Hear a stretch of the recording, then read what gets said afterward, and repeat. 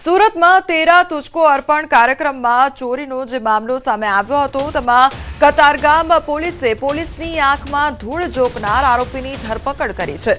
આરોપી પાસેથી પોલીસે આપેલા રૂપિયા રિકવર કરવામાં આવ્યા। શાતીર ચોરે પોલીસની આંખમાં પણ ધૂળ નાખી દીધી, જેની પાસે 3 મહિનાનું ભાડું ચૂકવવાના રૂપિયા ન હતા અને પોલીસના હાથે રૂપિયા 2.69 લાખ લેતા જોવા મળ્યો હતો। મકાન માલિકના જ ઘરમાં રત્ન કલાકારે ચોરી કરી હતી।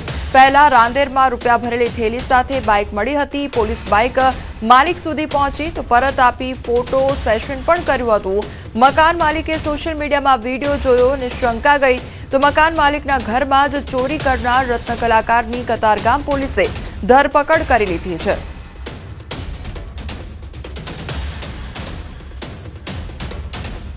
સુરતના વરાછા પોલીસ સ્ટેશન હદ વિસ્તારમાં અસામાજિક તત્વોનો આતંક વધી રહ્યો છે। વિજય વોન્ટેડ નામના ઈસમે સાગરીતો સાથે મળી બુટલેગર વિજય રાઠોડને લાકડાના ફટકા અને તલવાર વડે માર મારી વિડીયો સ્ટેટસમાં મૂક્યો તો વિજય વોન્ટેડે પોલીસને ખુલ્લો પડકાર ફેંકતા પોલીસ એક્શનમાં આવી ગઈ છે। વરાછા પોલીસે તાત્કાલિક અસરથી વિજય વોન્ટેડની અટકાયત કરી તો ઇજાગ્રસ્ત વિજય રાઠોડને ગંભીર હાલતમાં સારવાર માટે હોસ્પિટલમાં ખસેડવામાં આવ્યો છે। જૂની અદાવતને લઈ ઇજાગ્રસ્ત વિજય રાઠોડ અને વિજય વોન્ટેડ વચ્ચે ઘણા સમયથી ઘર્ષણ ચાલતું હતું। ઇજાગ્રસ્ત વિજય રાઠોડ દારૂના ધંધા સાથે સંકળાયેલો છે અને તેની સામે 2 વખત પાસા હેઠળ કાર્યવાહી પણ થઈ ચૂકી છે તો બીજી તરફ આરોપી વિજય વોન્ટેડ પણ મારામારી સહિતના અલગ અલગ ગુનાઓનો આરોપી છે અને તેની સામે પણ 2 વખત પાસા હેઠળ કાર્યવાહી થઈ ચૂકી છે। फरियादी जो है वो दीपाली बेन है, जो कि वाइफ ऑफ विजय भाई राठौड़ है और जो आरोपी है इसमें जो वीडियो में दिख रहा है वो विजय उर्फ वांटेड है और उसके साथ और भी लोग हैं। ये जूनी अदावत इनके बीच में थी और ये अभी पासा से छूट के आया था। ये जो आरोपी है इसके ऊपर 4 ऑफेंसेस ऑलरेडी रजिस्टर्ड हैं। अमरोली, उतरान, वराछा और अमरोली में 4 FIR पहले ही रजिस्टर्ड है और जो फरियादी है उनकी दीपाली बेन, उनके जो हस्बैंड है विजय भाई राठौड़, उसके ऊपर भी पासा 2 बार हो चुकी है और प्रोहिबिशन के 4 ऑफेंसेस टोटल रजिस्टर्ड है। इसमें आरोपी को हमने अभी धरपकड़ की है और इसकी हम पूछपरछ कर रहे हैं। ભાવનગર શહેરના પાનવાડી એસટી વર્કશોપના ગોડાઉન સ્ટોર વિભાગમાંથી વિદેશી દારૂનો જથ્થો મળી આવ્યો છે। નીલમબાગ પોલીસ ટીમે બાતમીના આધારે સર્ચ ઓપરેશન હાથ ધર્યું હતું તો આ સર્ચ ઓપરેશન દરમિયાન મોટા પ્રમાણમાં દારૂની બોટલો જપ્ત કરી છે। આ દારૂ કોનો છે, ક્યાંથી લેવાતો હતો અને કોને આપવાનો હતો, જે અંગે પોલીસે વધુ તપાસ હાથ ધરી છે। આગામી 31 ડિસેમ્બરના અનુસંધાને પ્રોહિબિશનની પ્રવૃત્તિ પર અંકુશ લાવવા માટે પોલીસ દ્વારા સતત રેડ પાડી કાર્યવાહી કરવામાં આવી રહી છે।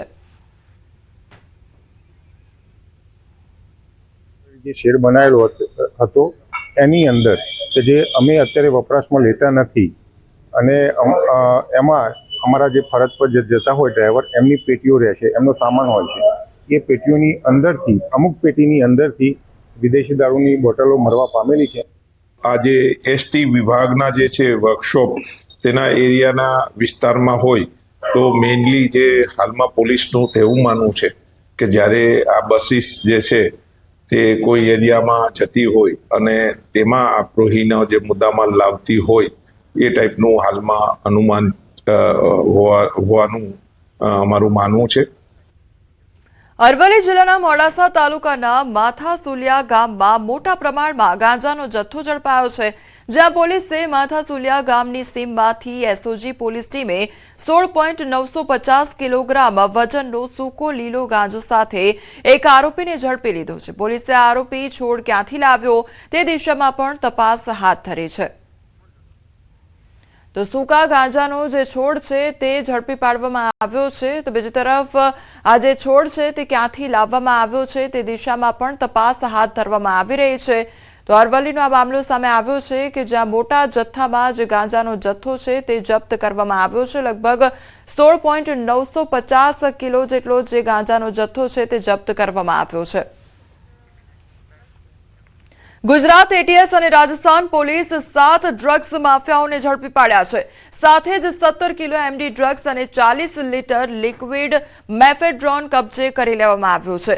જોધપુરના શેરગઢમાં ગુપ્ત ટ્યુબવેલમાં આ ચાલતી high profile MD drugs factory મળી આવી છે તો જોધપુર ગ્રામીણ પોલીસના શેરગઢ પોલીસ સ્ટેશન વિસ્તારના સોઈત્રા ગામમાં રવિવારે જોધપુર ગ્રામીણ પોલીસ અને ગુજરાત એટીએસની ટીમે દરોડા પાડ્યા હતા, દરોડા દરમિયાન એક ઓરડીમાં એમડી ડ્રગ્સ બનાવાતું હોવાનું સામે આવ્યું હતું.